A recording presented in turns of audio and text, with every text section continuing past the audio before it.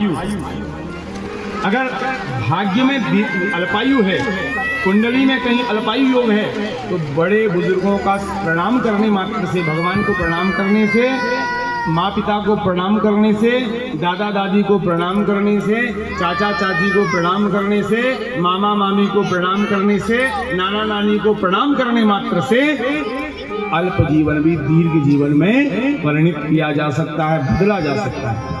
आयु। दूसरी बात कही विद्या। कुंडली में कई बार क्या होता है कि जड़ मूर्ख का योग होता है, तो बच्चे बहुत कमजोर होते हैं पढ़ने में। तो ऐसे लोग, ऐसे बच्चे भी अगर अपने बड़े बुजुर्गों को प्रणाम करते हैं तो उनके ज्ञान की वृद्धि होती है, यश की वृद्धि होती है, और बल बढ़ता है। जो दुर्बल है वो सबल हो जाता है। बोलो भगवती मैया की।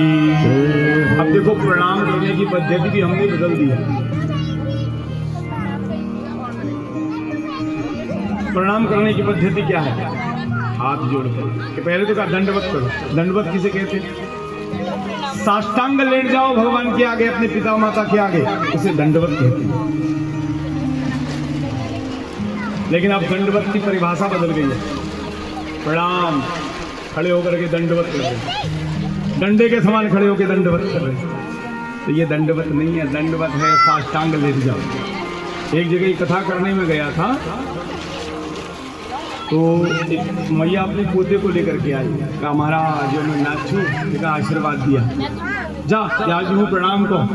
वो आया, उसने कहा प्रणाम प्रणाम, ऐसा लगा घुटना ही तोड़ देगा। हे भगवान, मैंने कहा भैया आशीर्वाद तुम दूर ही रहो, कोई हार्ट पेशेंट को कोई हार्ट अटैक से मर जाए है? तो ये प्रणाम की पद्धति नहीं है। प्रणाम की पद्धति पहले तो दंडवत, पैर छुओ, साष्टांग लेट के प्रणाम।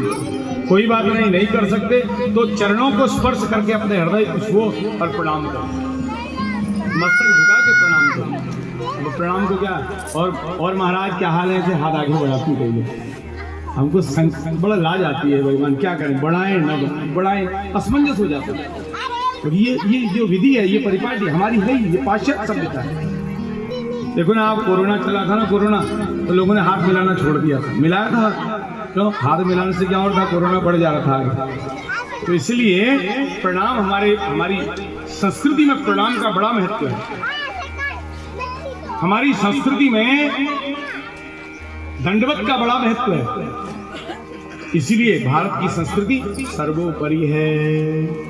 बोलो, इसीलिए भारत को प्रारंभ से ही, पूर्व काल से ही, ऋषियों के समय से विश्व गुरु कहा था।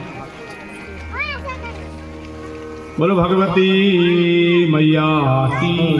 इसलिए